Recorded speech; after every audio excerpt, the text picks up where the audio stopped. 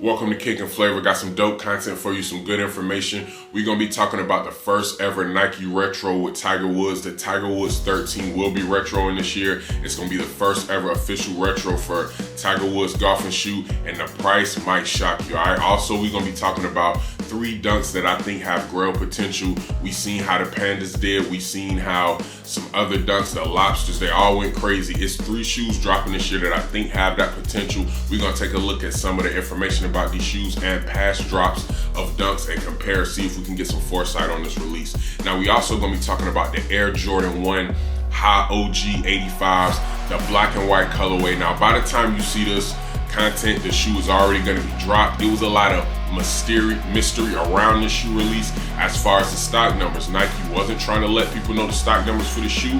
Why? We're going to get into that. We're going to talk about it. But first, if you enjoy this content or if you find this information useful, like, share, subscribe, help the channel grow. I love talking about shoes, bringing y'all this information. I hope y'all enjoy watching it. Let's get into it. So let's get into this Nike Tiger Woods shoe. This is the 2013 Nike Tiger Woods shoe, man. It came out in 2013. Now, this is his most popular shoe. It's his most popular Nike shoe. Now, I'm not a big golf guy. I am trying to get into it, but I don't know a lot about golf. I really don't keep track of golf shoes and things of that nature. But if you are a Tiger Woods fan, if you're a golfing fan, you know about these shoes. They are his most popular shoes. Now, just looking at these shoes, they look kind of dope. I do like the look of the shoe. Now, the retail value for these shoes are going to be $240. That's a lot for Nike that's not affiliated with Jordan, or it's not a Foamposite, or it's not an Air Force One with some type of crazy collab. That's usually the price tag. When Nike puts a price tag like that, it's usually that. It's usually a Foamposite, some type of Jordan, some type of collab, something like that. But with them just putting this $240 price tag on some Tiger Woods shoes, the re-release, it lets me know they got high hopes for the shoe. Hopefully they're targeting golfers who this is their niche. They want to play in these shoes. They want to use these shoes for golfing. When you look at the bottom, you see they got ridges and they got spikes to help you dig into the turf. Now, when I look at these shoes, I know some customization people who could probably shave that down and make these shoes wearable, actually, in street clothes and things like that. Now, I don't know that for sure. Just looking at the shape, looking at the makeup, I think that that's something that could happen. So what do y'all think about the $250 price tag for these shoes? To me, it seems like a lot, but I will let y'all know. I looked for this shoe other places. This is a very rare shoe, number one. Let me say that. I didn't see it many places. And the places that I did see it, y'all, it was as much as $755. It was 750 some odd dollars on Go app, and it was 750 some odd dollars on Flight Club. So there is flip potential if you can find a niche for this. If you know golfers, if you know diehard golf fans, diehard Nike fans, diehard Tiger fans, if you can find that perfect storm, you might get somebody to spend a lot of money. Now, the resale value, again, it could be that's kind of tricky, man. Most people ain't gonna pay that much for a golf shoe. That's just the way it is. So Nike putting the release price at $240, that's bold in my opinion. The quality of the shoe may be incredible. Like I say, I'm not a big golf guy, so I don't know much about golf utilities and golf equipment and things like that, but I'm gonna keep my eye on this release. I'm gonna see how many people are gonna buy the shoe. There is no release date yet. We do know it's coming 2023, so let me know in the comments, man, would y'all wear this shoe if y'all had somebody who was a customizer? If they could shave this shoe down and make it for your everyday wear, would you spend $240 on it? Then would it be worth it? Then I don't know. This is going to be an interesting drop. It's such a unique shoe. It's such a unique drop. Golf shoes, this may be the start of something. Maybe retro and golf shoes is going to be a thing. Maybe people, like I said, if the right person can mod these to be worn every day, which that's just my imagination going crazy. I haven't seen this, or I haven't heard anybody say this, but I wouldn't doubt it. When you have a shoe that retails $240, when people buy it, they're gonna get creative with it, and they're gonna want to find ways to make their money back, or at least style it up the way they want to. So the Tiger Woods 2013, it will be releasing this year. It's the first ever Nike retro for golf, so I'm excited to see how this goes. Let me know what y'all think. Get in the comments. Let me know how y'all think this release is gonna go. Okay, now the next thing we're gonna talk about is 3 dunks that's coming out this year. Now, I don't have the specific release dates for them. If I get them, I'll put them up on the screen for y'all, but I don't have the specific release dates for these. Some of them may have already been released, I'm not sure. But like I said, I'm gonna have all that information on the screen for y'all. It's just some shoes that I'm seeing, I'm hearing hype about, and the hype is growing now. These 3 dunks are the Wolf Gray Gums, the UNLV Satins, and the Chicago Split. Now, as far as I know right now, the UNLV Satin is only in women's sizes. I haven't heard anything about extended sizes, which that is very disappointing, man. This is one of the best looking dunks I think that's gonna come out this year. That satin look on dunks with the red and gray, or the red and silver, that's a crazy look, man. And I can understand why this would be a women's shoe, but you gotta know that men are gonna want this shoe. If these dunks aren't in extended sizes, man, I think that'll be a real mistake on Nike's part, because these definitely have grail potential. Now, I haven't seen them on feet. I haven't seen any big sizes of them, so I could be wrong. They might look hideous big. I don't know, but the small versions definitely look great. The material looks great. That shiny satin material with that red, that bright red, and kind of the dull gray.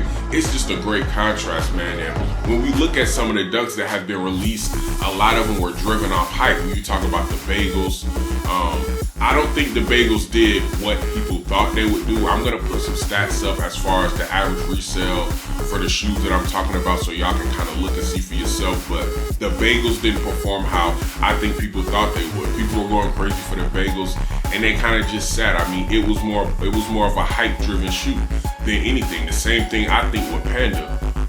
The Panda dunks, don't get me wrong, they look great, they're dope, but when you look at the momentum and the asking price or the average sale price early versus now, it dropped a lot. It was just a lot of talking, a lot of hype, and once the dust settled, the shoe, we actually see the real value of the shoe, which is, you know, it's more than retail. You're not gonna get a dunk at retail right now. If you know some people, or you know some, you know, backdoor stuff, then maybe you can. But yeah, people are making money off dunks, but they didn't really create the hype that we thought they would, as far as the, you know, the longevity hype. Again, Pandas were hype. Everybody loved them. They sold out. But if you go try to get some Pandas now, you know you're gonna find them at a pretty decent price now. The second dunk that I want to talk about is the Chicago Split. These are some shoes I think it's gonna be slept on, man. The gray, black, white, and red colorway with just a little bit of gray. A nice laid back dunk. Plain, and that's another thing, y'all. When it comes to these dunks, the plain dunks are the ones to look out for. For whatever reason, the plain dunks are the ones that just skyrocket, that people tend to love, man. It's the ones that they have the longevity. They might not have the hype, but they have the longevity. Okay, the same thing with the Wolf Gray. Very, you know, with the Wolf Gray gums, with the gum bottom, just a plain shoe, a beautiful shoe. I think one of these could have big grail retail value. Now, that doesn't mean that they're going to be everybody's favorite shoe, but it's going to be people who are willing to pay over retail. That's all I'm saying. And the reason that it's so important if you're trying to make money from shoes with the dunks is because they're so low, man. Some of these dunks are 110. You know what I mean? I don't know the retail value of lobsters. I don't know the retail value of Pandas, but they were somewhere around 110 to 150. So not an expensive shoe at all. Very cheap, very depending on if people sleep, dunks can be easy to get your hands on, man. And this is just 3 pair that I think we should all look out for. The UNLV Satin, the Chicago Split, and the Wolf Gray Gum. All of them they're not too over the top, but they have small subtle things about them that make them pop and make people like them. When it comes to the satin, the look of the satin, the look of the texture, the way that the light hits. And when it comes to the Wolf Gray Gum, we all love gray shoes. I'm a big fan of gray shoes, but that gum bottom, that just kind of sets it off. That just make it hit different. And the Chicago Splits, the 3 colors, the red, black, and white, and then just a little touch of gray. We know red, black, and white on shoes are gonna cause for a lot of resale value. People love red, black, and white colorways, and then just a little hint of that gray in there, that's really gonna do a lot for the shoe. I think that they're all very beautiful looking shoes aesthetically. They could be easy to get because people are gonna sleep, and you know, they're cheap. They're cheaper than Jordans, they're cheaper than Foams, they're cheaper than Air Force Ones. So these are 3 dunks that we gotta keep our eyes on. We gotta stay looking at. I'm gonna put up the resale value for the bagels, for the Pandas, any other dunks. People were hyping up the rainbow trout dunks. What happened to that? See, when people try to hype these shoes up, sometimes, you know, they do, but a lot of times, man, the real prevails. Shoes that just look good are gonna be attractive for a long time. They're gonna hold the hype, they're gonna hold a buzz for a long time. You're gonna see people wearing them years down the road. And this is probably gonna be the case with dunks, man. People gonna be wearing dunks 3-4 years, or excuse me, Pandas. People gonna be wearing Pandas 3 or 4 years from now.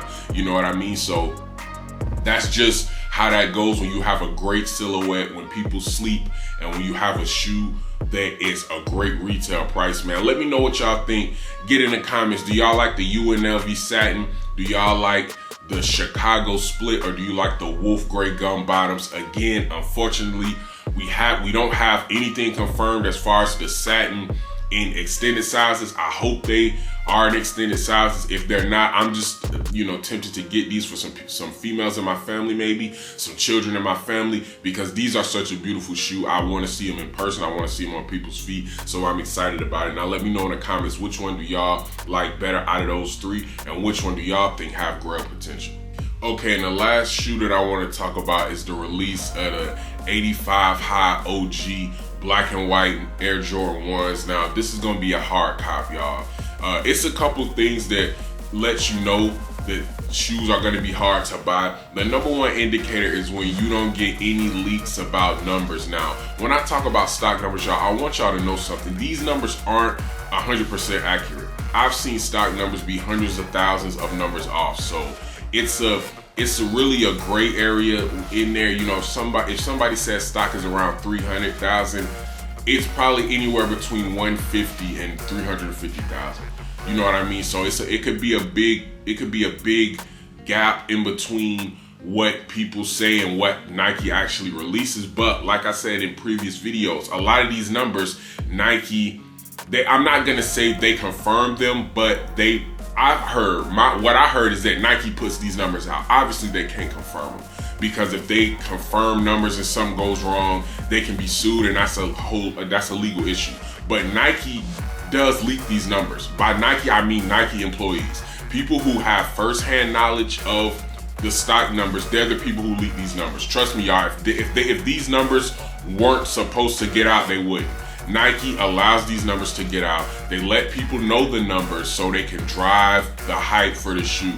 Okay, they let people know the numbers for intel reasons, for informational reasons, for data reasons. Okay, Nike supplies these numbers. I know pretty much for a fact that people who work with Nike are the ones who leak these numbers. These photos that y'all see of the shoes, of the samples, that's Nike too. These are people who work for Nike, and leaking information in the shoe world, it is a promotional strategy. You know what I mean? So don't look too deep into the numbers. But what we do know about these Panda 1s, that's what I'm gonna call them, just because I don't want to say OG high Air Jordan 1 every time.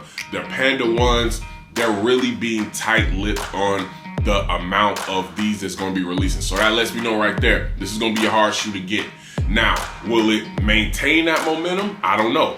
But it's gonna be a hard cop. It's actually releasing right now. I got a couple, I'm watching a couple channels on YouTube right now, watching people try to cop this shoe. I'm seeing people gearing up. I'm seeing people try to get 10 and 11 pairs. It's a lot of nice bot channels on YouTube who go hard, and they can teach you everything you need to know about bots. I watch them. I'm trying to learn as much as I can, because seems like to me, if you know about shoes, it's almost a fail-safe way to make money. Let me not say fail-safe. Nothing is fail-safe. Nothing is 100%. But if you have the knowledge, you'll know what shoes are worth buying in bulk. And to me, it looks like this Panda 1 is, you know, one of those shoes. Now, let's talk about the Panda 1 a little bit. This is the first black and white one since 2014. So we haven't had any black and white ones since 2014, and black and white looks great in ones. Black and white looks great in ones because ones look like dunks, they look like forces. Black and white forces look great. Black and white dunks look great. And you can see Nike attached the Panda sign to this Air Jordan 1. I think they did that to create that colorway, to cement that Panda colorway in the Nike Jordan line. Don't be surprised if it's Panda 5s or Panda 7s or Panda Air Max, I think that Nike is gonna try to initiate that Panda colorway and keep that colorway as a staple because the Panda Dunks did so good. Now, y'all, let me know what y'all think about these 85 highs. A lot of people are asking what's the difference. Are these just regular ones? No, they're not regular ones. The reason that they're called 85 highs is because they're constructed to look like the original shoes from 1985. So if you think that the shoes look bigger, it's because they are. All right, they're a taller version. So the shoe is actually taller than the average one. They want it to resemble the 85 version of the shoe exactly. So the shoe is actually taller and the tongue is extended. So when you put these shoes on, it looks like it just covers up the whole top of your foot. It's supposed to look that way. And they actually look dope on feet, man. And if somebody's wearing some regular ones and they're standing beside somebody with the 85, you can tell the 85s do have more of a retro look. They do have more of a aged look, not as far as the material, but just the way the shoe is built. They're tall, they're big, blocky, square, and it does look good, at least in black and white. It does look good. Now, like I said, man, Nike's being secretive about these numbers. I think they're trying to force this shoe to have a high resale value. That's kind of what I think. I think that they really want people to love this shoe. And when Nike puts out limited numbers, if Nike puts out limited numbers of a shoe and it doesn't have a high resale value, that's probably a fail. You know what I mean? If they put out limited numbers of a shoe and people don't like it, that's a fail. So I think they're just trying to get a gauge of how much people like this shoe. This is a shoe that if it has limited numbers, y'all, they're gonna be restocks. They're gonna be restocks of the shoe for sure. You know, the retail is $200. That's another thing. You know, ones are usually not $200. So to have to charge $200 for a white and black Jordan 1, I mean, that's pretty brazen, you know. And Nike has been doing some brazen things lately, but that's basically, y'all, when y'all do that, y'all are telling the customer that they expect to have a high resale value. Now, if you want these for personals, I would say go for them. They're going to be tough to get though. You're going to have to be up early in the morning. You're going to have to be waiting by your computer unless you know somebody. Or of course, unless you want to pay over retail, you could just go, you know, to any StockX Flight Club, go anything like that and get them. But if you want them retail, you're going to have to be up early. You're going to have to be online, wait, Hibbett Sports, Undefeated, Shoe Palace, Hibbett, JD, whatever, wherever y'all get y'all shoes from, you're gonna have to be up early online getting them. Now, let me know what y'all think about these Panda Dunks, because I feel like they could either go to the moon or they could kind of, the hype and the flame could kind of die down after the release, because that's what we see a lot. We see people super hype about shoes during the release. The release comes, they kind of die down, man. So let me know what y'all think about the Panda Air Jordan 1s. Let me know if y'all got the Panda Dunks in the comments. Let me know if y'all happy with y'all Panda Dunks. Let me know. I'm hearing some people say, you know, they walking around, people trying to buy them off their feet. I don't think the hype is that crazy anymore. That this was a couple months ago, but let me know how y'all Panda Dunks are doing, and we can try to compare and contrast the success of the Panda Dunks with the success of these Panda 1s. I think that these Panda 1s, I don't know, man, them holding on to the stock numbers, I don't know. I've heard as low as 20,000, 25,000.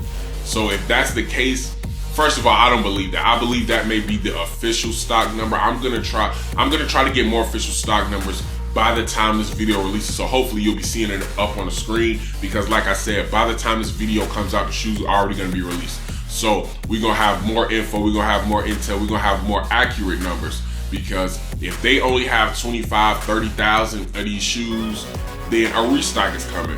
I know a restock is gonna come, and in that case, you may not have to get up on a computer and wait and wake up early or even pay over retail. If the restock is coming, you can just wait on the restock. We're gonna see how the official drop is, then we're gonna deep dive into the restock. I'm gonna have that episode later.